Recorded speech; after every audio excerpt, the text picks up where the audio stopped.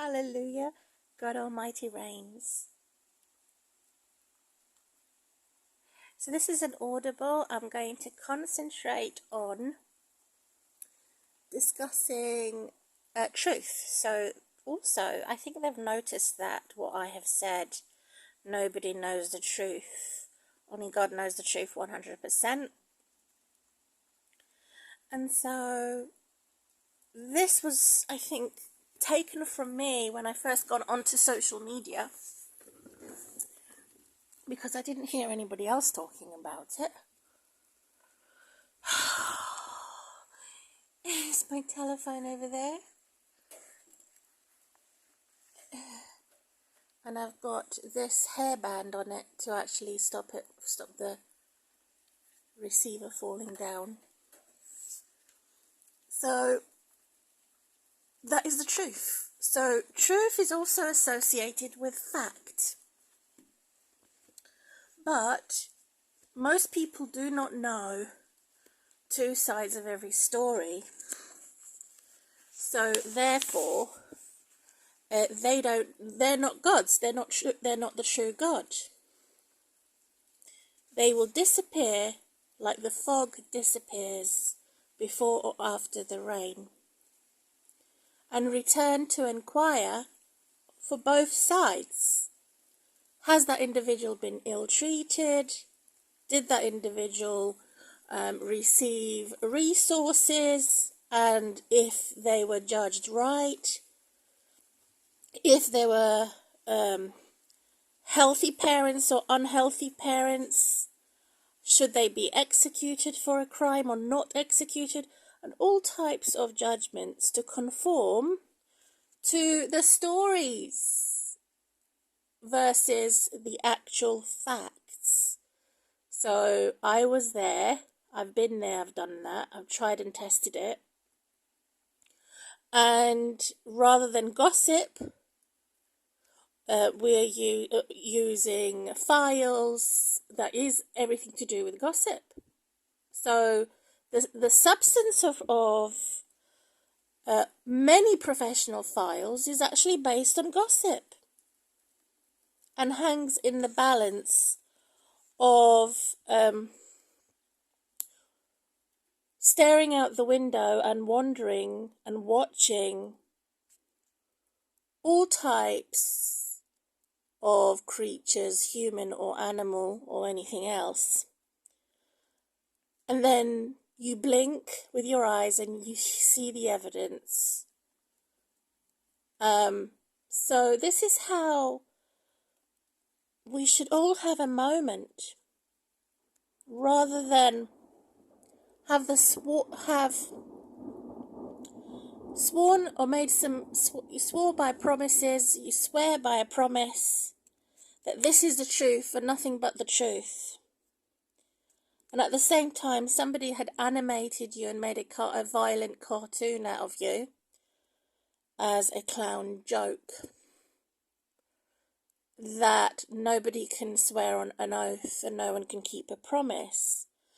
So we take a deep breath again, and as a human society, for the moment of here and now, and looking at here and now, which is to me personally my priority, to live in the now, not to live in my past and not to live in my future. However, anybody who is a stranger, who is a judge, who is a professional taking my information from my past or about me for the future is an automatic enemy, because it's controlling that information of my past and that information in my future. So all I have to do is curl up in a ball, give up and commit suicide. That's what the enemy wants. And of course, I'm looking at that again in this audible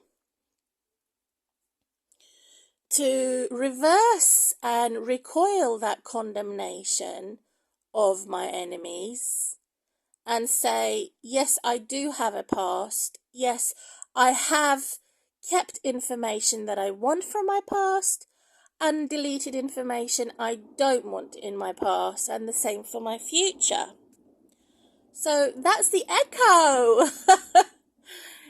It's the echo. It is also stretching far and wide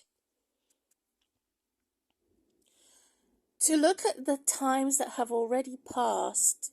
I should not, or no one should not, have to repeat bad history, bad memories, only to satisfy an enemy, to satisfy a tyrant, and to satisfy the abuser, because it is a false God.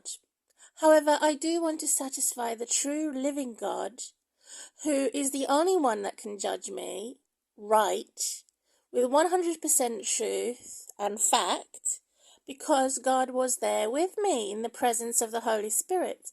So this is the importance and the vitality of having a relationship with God, because God is invisible and all-powerful. To have a witness from God is the greatest thing, because God is never a liar and God is never a false witness. Therefore, I can trust God 100%, what God is going to do about my past, about my now, and about my future. So any old woman or old man who is established in their way would behave as a business-like type of manner, of formal mannerisms, very forthright in their opinion that everybody should be formal and no one should be informal and casual, which is a shriveled up, bad type of tradition.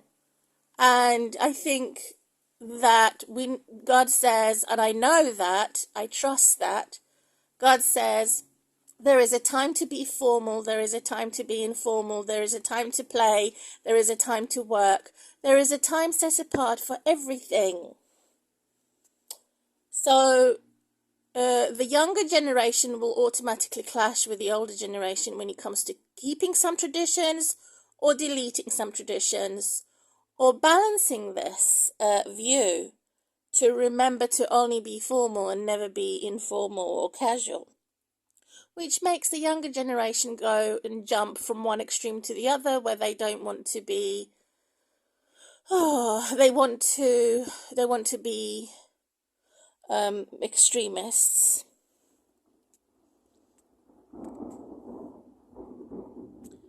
Also, the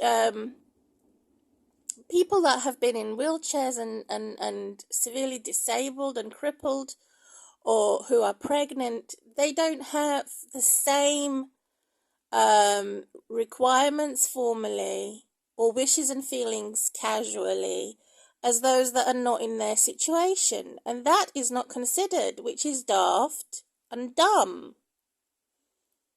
Why should somebody who's not in my situation dictate to me how to be philosophical, how to be spiritual, and the heart of the village, as a villain in the village, or as a valiant hero that is someone who is victorious in the village?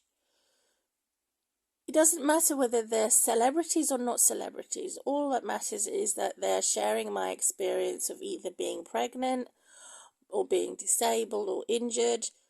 We're not going to have the same as those that are not, formally and informally. And this is not so far being considered anywhere on social media. So going back through this deep, dark, dangerous forest, or any other rural place where there's no one about, to find out who these experts are that are rejecting or refusing to consider people groups that are not in the same situation, formally or informally, as professionals or personal. So these so-called experts will disappear because they're false professionals and they're not even people, or they're the other extreme where they're not people, they're too professional. So how they think is important and does matter. To be prepared, how I believe, how I behave, how I have certain beliefs. And this is legendary because it's proof and evidence that everybody's an individual and everybody is not in the same one group as a one utopian society. So it's a monstrosity and falsehood and a false prophet and a false teacher that says we can all be gods, we can all be in the same group, and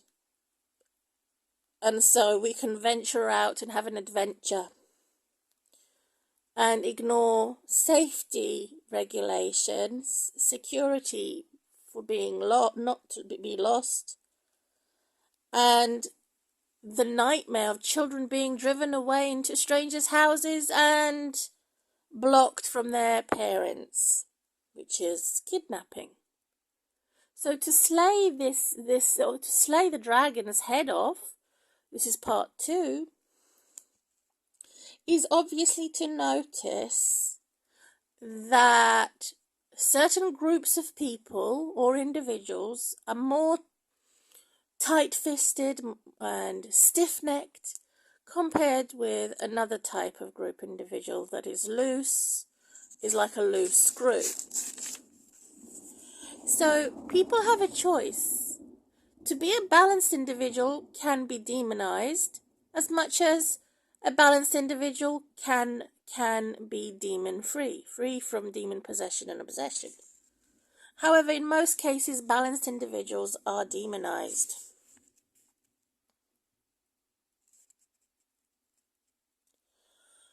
So to welcome hell on earth is the same as saying, I can smell a dead corpse, I can smell fear.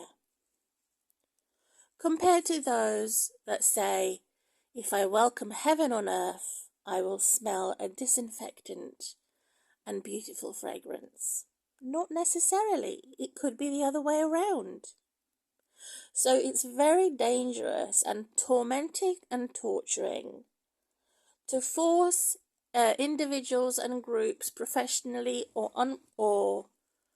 unprofessionally to think in this manner. In remitting to the same cycle of abuse, abusing the mind, abusing the body, is the same as a jailer or a guard or prison guard that says you're not allowed to think like this, you're not allowed to behave like this, you're not allowed to practice this because of your status, because of your physical ability, and you're going to take a trip to the electric chair and be executed, versus God, who is a different type of judge that sits on the mercy seat.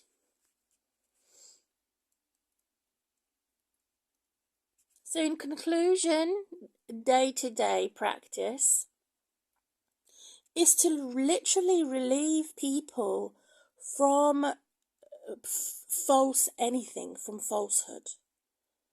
Relieving people from tortures and tormenting spirits. They come in all shapes and sizes. They are everywhere, particularly on the internet. In the movement of deceit and a very murderous impulse and every murderous action. So a dream can be heaven on earth, or it can be hell on earth. Or God has sent you a nightmare to send you a warning, and the devil can send you the most beautiful dream to trick you.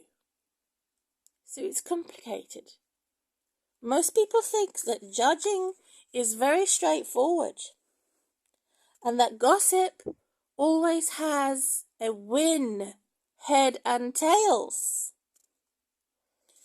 Many people will congratulate and honor the claim for reality versus fantasy, whereas God will also say that imagination can be as a medicine. Laughter can be as a medicine. So why are they doing experiments on everything? And the answer is to control all the paradoxes, all the opposites, and to punish, again, torture and torment again and again by own private anguish, in a neighborhood, or private in a workplace, work union, to make sure that the opposite opinion does not exist. This is why they're doing these horrible social experiments, to find out how they can confront us that don't think the same as tyrants and abusers, particularly the systems of abuse. Or Children's Social Services, who had told me that she believes all abusers become abusive. And I'm the living testimony to say that I'm not abusive. But I will fight anybody who forces me to do something I don't believe in. That does not mean that I'm abusive. And they forever accuse me of living in my past and confront me with these accusations into the void of ambiguity. Hell is a very lonely place originally, but the more bad leaders such as abusers and tyrants force us to believe statistics that are not true, both sides can say, both sides of actual tyrants and abusers can say that they're telling the truth, that their statistics are right, and their conclusions, their experiments are spot on accurate. But even though hell originates with loneliness, hell can become even more popular when we believe godless people that don't have a relationship with God. It is those that have a relationship with God that have more truth, compared to those that don't have a relationship with God will have less truth. So the Spirit of truth is outpoured on all flesh. God's worshippers will worship in spirit and in truth. So any false prophet that says there is no such thing as truth is a liar and is a manifestation of the devil and is absolutely powerless and probably dead by now. Because even though I may have a little bit of my truth compared to the giant tyrant and a giant abuser that has a massive bit of their lie, which they call the truth, comparing their lie that they call the truth compared to my little lie, compared to my little truth,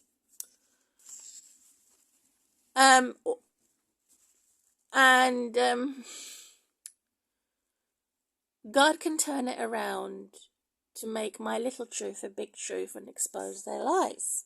It's awful to suffer in silence. It's awful to suffer in injustice. It's awful to hear the screams of terror during torture, or to be turned into a type of a tournament after football, in a frenzy of violence of one team fighting another team, driven to destroy the bigger, destroying the smaller. But to me, this is what evil competition and challenge is about. Fair challenge and competition, on the other hand, is to strive to survive at all odds, at all costs. So despite the fact that I may be in wilderness and suddenly I find a door with attached to a building with it being open, the sanguine, optimistic person will want to go in without any caution, compared to a passive aggressive who has too much caution and is pessimistic, would not want to go in. So which one out of the two individuals is right? Which one is holding the truth? What if they both are Christians, or they both believe in God, and they both have a personal relationship with God? Are they both right? Are they both telling the truth? That one has said no and the other one has said yes. In the case that they are genuine Christians, then they are both telling the truth. In the case that they're not Christians and that they haven't got the spirit of truth as those that believe in God and trust and obey God. So if they're not Christians, they can still have a relationship with God. So they've robbed our minds. For those who don't have a relationship with God, call it Christian or call it just religious person, they've robbed our minds to say that we should trust in the image that is a welcoming image of a door open to say, welcome, you can come in. Because this is a biological noise or motion waiting for death. Come in. Death will come in through the windows. Death will come in through the door. And we should embrace and welcome death. So, in the case of those that have a relationship with God the Father, the answer is yes, be ready in life and death situation. But those that don't have a relationship with God, the obvious answer would be no, and a no, full stop, because they're not ready. They're not ready to die compared to God's people that are ready for life and death situations. So that's the difference. Because once they die, the non-believers and those that don't have a relationship with God, then that's it. They're not given a second chance. They're probably going to be stuck in hell for thousands of years or hundreds of years before God decides to give them a second life through reincarnation. So who wants to be stuck in hell? Isn't hell on earth bad enough? How much worse will it be in the afterlife after you die and your heart stops and your spirit comes out of your body?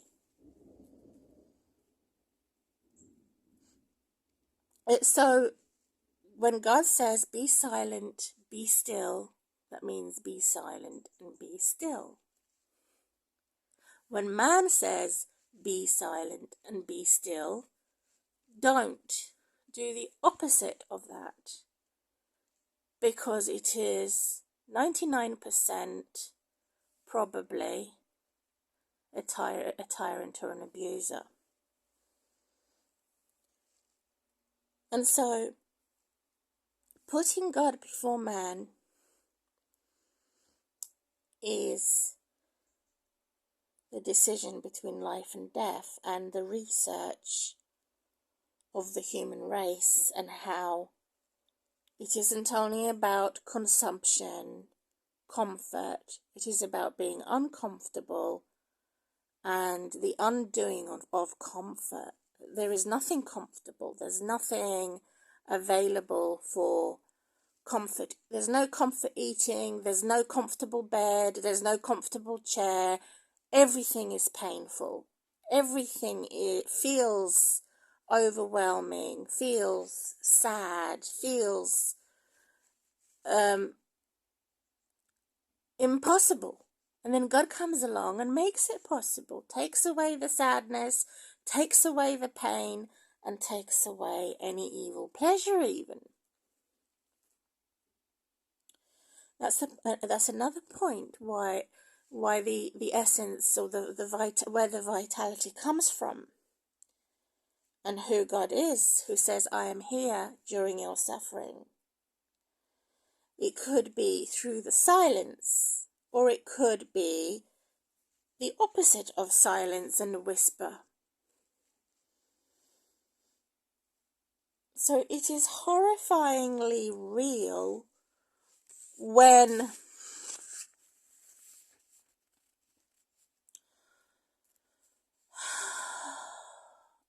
I was moaning with a sigh of pain and not having any relief, and being near death doors and destruction.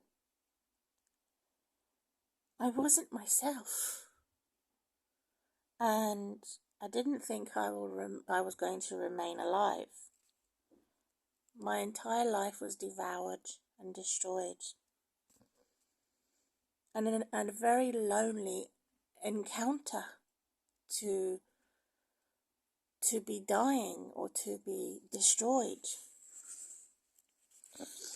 And so this is where God came in. You call him up and say, hello, tell God what you want. You just call God up and tell God what you want.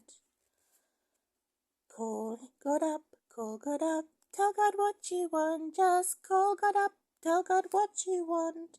So similar to a telephone as the Holy Spirit witness. Clocking in, checking in, also similar to workers that come in. They want their paycheck, so they have to clock in. Or plucking the feathers from a goose or any other bird to make enough feathers for a pillow. So everything is counted. Counting every blessing, looking forward to help and healing.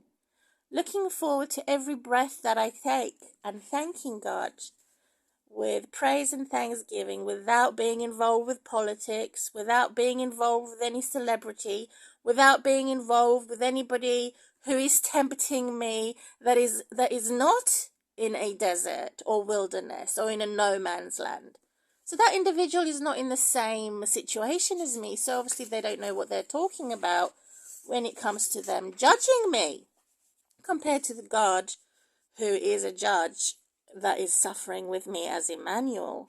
Everything I've experienced, whether it is loud or quiet, particularly when my eyes are shut asleep, God is there. The every emotion I feel, the every confusion I feel, anything that I have done or someone else has done a terrible thing to me, God knows everybody, every hair on my head, every individual that's alive, and every individual that's dying. And this is what I understand by God's name, Emmanuel. That means God suffers with us. So that, again, nightmare can be a warning from God or from the devil. So to irritate myself about worry, God says, do not worry. That bird over there doesn't worry that much. You don't have to worry through Jesus Christ, God said. If you put God first, there's nothing to worry about in living or in dead situation.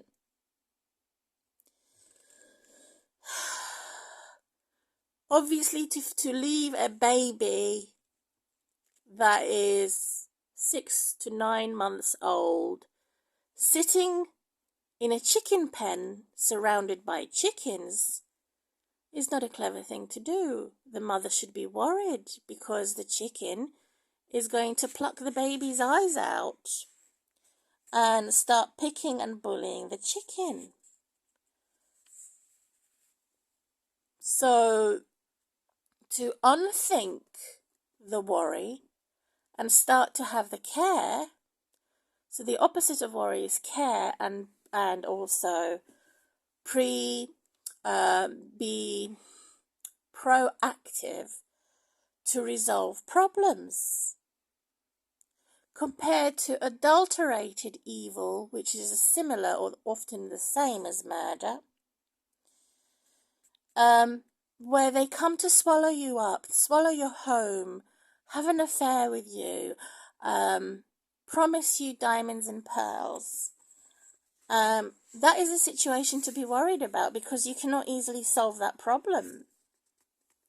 You cannot easily solve the problem of being sexually assaulted and a horrific crime committed against me, for example, recently, of someone who is weaker, of someone who is not as strong, not as tall as a man, obviously, not as fit as him, obviously. For him to commit that crime, to say he's the one who's going to create a crisis and he's the one who's going to provide false impressions by womanizing and tagging onto me as a sex assault individual who is obviously an adulterer or worse. But he's not as bad as my own biological father. My biological father is worse than an unbeliever, than an adulterer or a murderer. So what's worse than a murderer? He's obviously a bad parent that is abusing children, or somebody who's that much older than you, stronger than you, who'd come and abuse you. So of course I reported it to the police, and it wasn't simply resolved. And to add to the strain, to add to the problem, they accused me of enjoying the attack. And so I gave them the answers why I didn't enjoy the attack, and that it was a fraud. He was him lying to me. So there's certain things that can simply be resolved. Other things take a lot longer to resolve, fix and repair. That's another thing that annoys me. When horrible people say an adult or a child, but particularly adult, can go and fix themselves. You're not obliged to help them or heal them. That is true to an extent, but then that becomes a devil's advocate to say that you shouldn't help and heal anybody because it is an adult, they should go and help themselves. So to a degree, you should allow someone who had been abused or hurt and harmed to try and help themselves. But to balance that, there needs to be a helper or a healer through medical, such as doctors and nurses, and also through counselling and friendship. That's another way of helping and healing someone and resolving little problems one at a time, one day at a time. Substance abuse, drug abuse, obviously that individual needs help. It needs to detoxinate.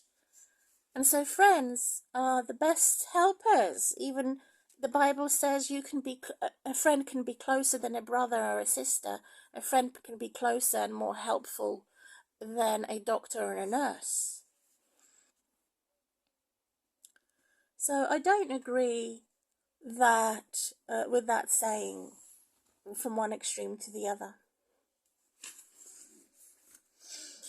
So I'm making notes here. I'm not sure how I'm going to title this video after I listen to it first of all. But being encircled encircled by friends is like a heaven on earth, or surrounded by an enemy, it's hell on earth. So these two extremes, obviously one needs more security than the other. Obviously those who are encircled by friends need less police officers, military style soldiers, because it's not a war zone, compared to those that have more enemies It's as a war zone, and they are miles away from safety. So they need more security, obviously. I do agree that positive things from the past can be remembered, but not repeated, unless it's God's miracle that something that Satan has stolen from me can be remembered and repeated and restored. So nothing is impossible for God. Things from the past that were pleasant memories can obviously be repeated and reformed, compared to the memories that you want to retract from and you don't want to have repeated. You don't want to remember. So an enemy would come along and force you to have a bad memory you don't want to remember, never to stop, which is a form of torture and torment. To exchange the look of something, like a caterpillar that has been cocooned, and it looks fat and ugly, and then transformed into a beautiful butterfly, is symbolic to all Christians that are persecuted, to all and every peoples, whether they're called Christian or not, from whatever background, that love the truth more than the lie, and they listen to the truth more than the lie, are symbolic to the butterfly. They are transformed. They have their minds renewed, compared to a moth that is there to destroy everything. Now, if the moth is going to destroy the criminals, I will love the moth. But if the moth is evil and it only goes to destroy God's people, then I will hate the moth.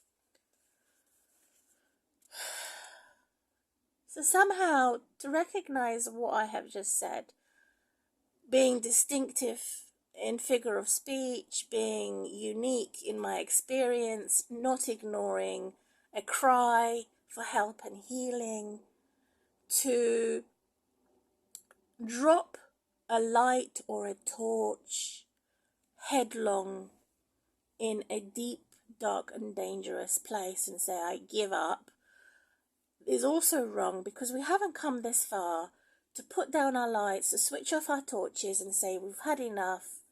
We can't find the lost person. We can't help them. We can't. These types are not God's people, because God is disappointed with anybody that gives up too easily. And so to embrace faith, because faith makes God the Creator happy. It is impossible to make my God satisfied and pleased, and for my God will not say, well done, and my good and faithful friend and servant, for your service, being a witness to me. I'm proud of you. Well done, congratulations. God will not say that to me or to the audience listening to me without faith. So giving up too easily is the same as not having any faith. Brainwashing is very evil. It's a bewildering frown and very nasty to be bad-tempered, rude, snapping at people, a horrible staring face that is fixated on something that is envious, jealous, and hateful towards, is what's happening at the moment. Is that the tyrants and the abusers want to brainwash and indoctrinate everybody to say that when they clap their hands, it's more important. When they clasp their hand tight into a fist, or they hold on to something with their hand, is more important. important. When they touch something with their hand is more important. When they shout, when they make noise, when they talk, it's all about them. The sun only shines for them, and they're more important. And so this is all a profile of a tyrant and an abuser, because God clearly says the golden rule: treat one another as you like to be treated, not more, not less. Do not love yourself too much, and do not love yourself too little, so that you cannot love one another. So that's an example of a tyrant, an extremist, and an abuser. And it always wants to brainwash and control by depopulating people with their babies and defaming them by destroying their reputation. It's a sinking feeling to recognize that my own daughter, who is my child, my daughter, doesn't want to have anything to do with me. She's ignoring me. She feels angry with me because we only had 1 hour.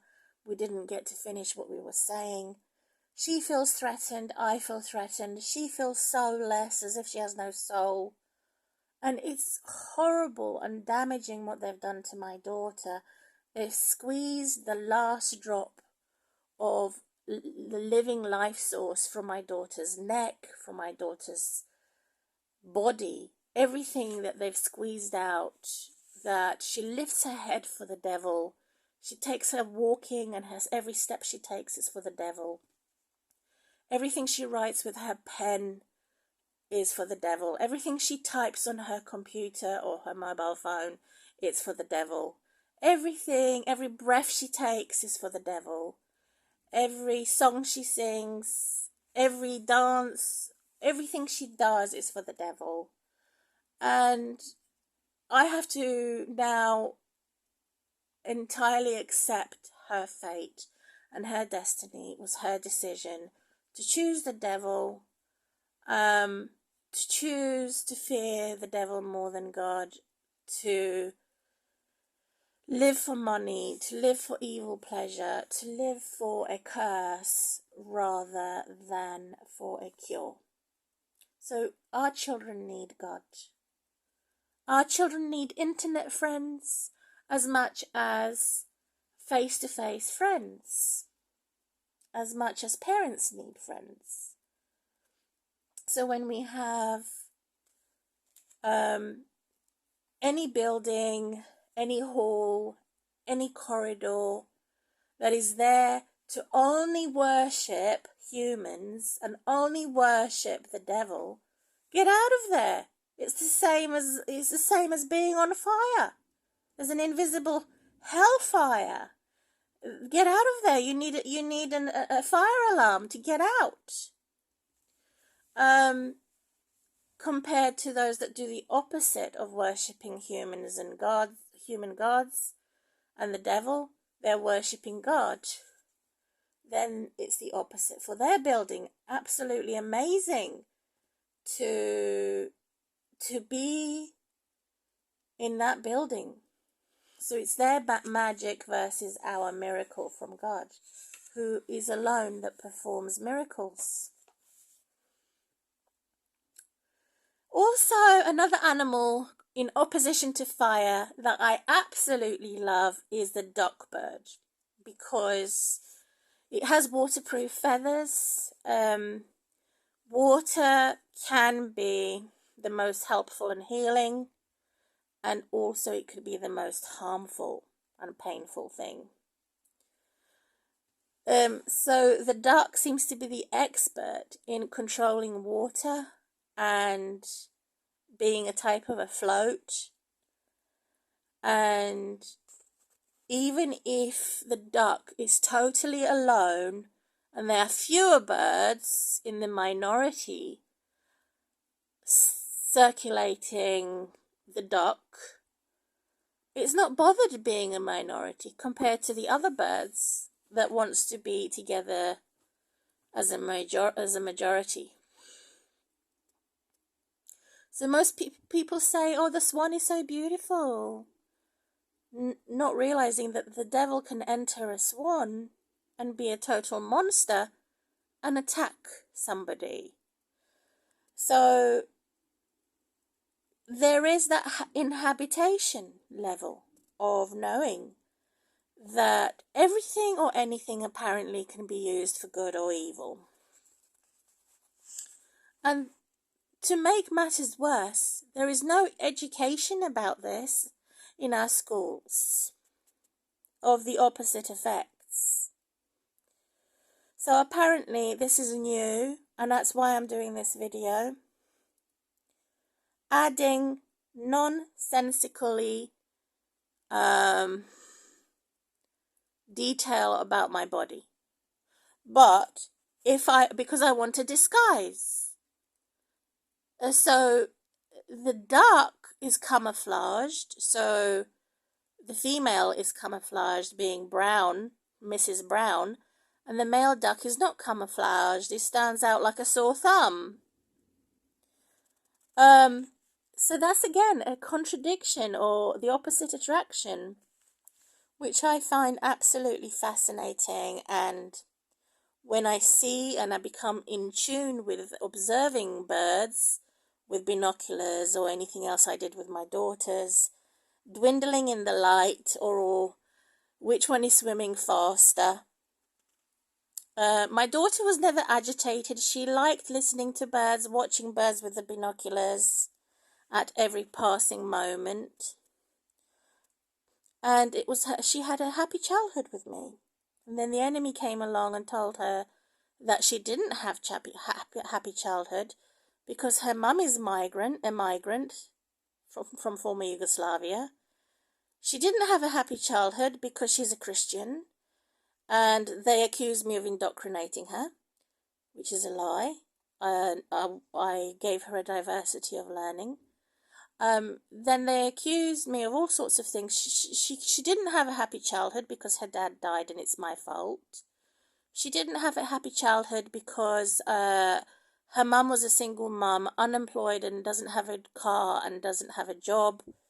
She's unemployed and tortured. So my daughter... I was tortured when my daughter was 2 years old, and then that torture had stopped. But they tormented me throughout her age 2 all the way to age 9 by being drug pushers and visiting me every fortnight.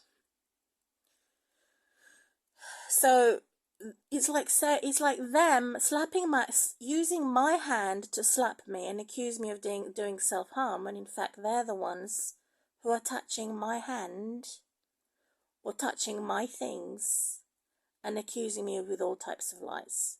That's mental health services systems of abuse. It's the same as an adult taking hold of a child's hand and forcing that child to slap its own face, and then asking the child, why are you slapping yourself? Which is a description of a systemic abuse. So my daughter did have a happy childhood.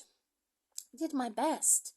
Actually, it's amazing that what I did was equivalent to having 10 children. Because of being that much harmed and attacked as a single parent. Disabled, tortured, isolated. I managed to get rid of them. I managed to get them off my back, but they always came back with death threats and all types of threats.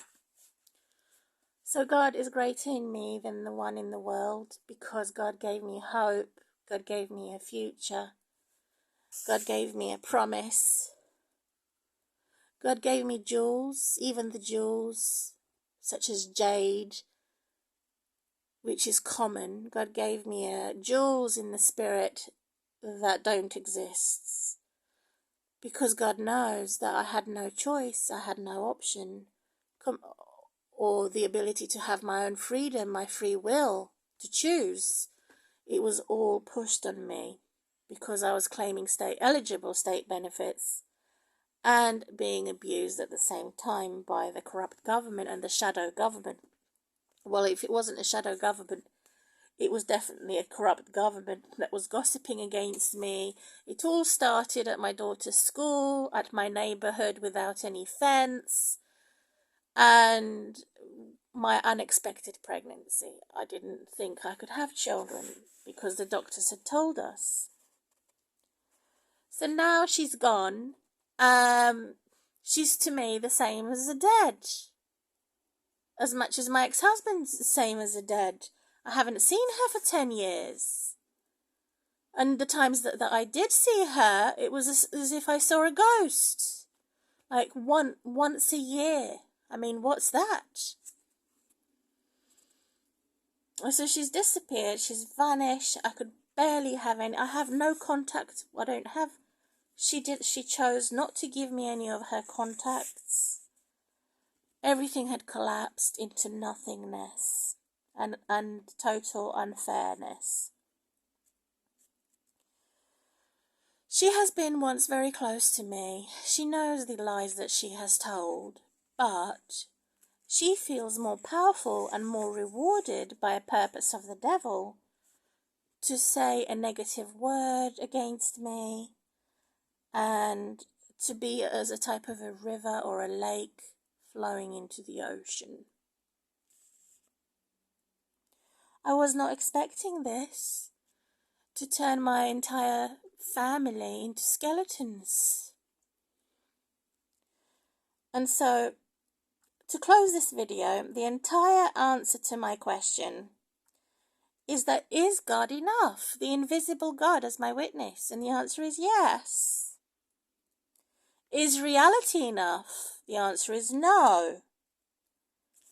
Is being single and distant in formal relationships going to make me solid and strong? The answer is no, not necessarily. Because God made us all to have a helper and a healer to cure us and to make problems resolvable. We all need somebody. We all need a friend. And it's nonsense when people believe that being too independent and too much of a loner is a good thing. It isn't. Scarcely. Missing the heat of hell of couples having casual sex. Because someone that is in a relationship can feel lonely and single, compared to someone who is single and finds God, as my husband in Isaiah 54. Well, I was scared, and God made me royal by saying that I wasn't alone, and God's gone to all the women, plural, women, who have been domestically abused, robbed and raped, who have been unloved by men, who had been desperate to escape being attacked, vulnerable, victims, weaklings, hopeless, and all the negatives. God has gone patiently towards us and helped us so that we don't feel like we're the tree for the woods, or that we're a number, that we're not human. God made us feel human with God's holy woman who claim that God is their husband, and therefore God, through Jesus Christ, had made me royal through Jesus Christ by quoting the Torah and believing the Torah, trusting the Torah. It's not enough to believe. Testifying, trusting, doing everything with my hand, or everything that I do, it is there to glorify my God and Jesus. I'm closing this video now. I'll point the camera at me very briefly and audible.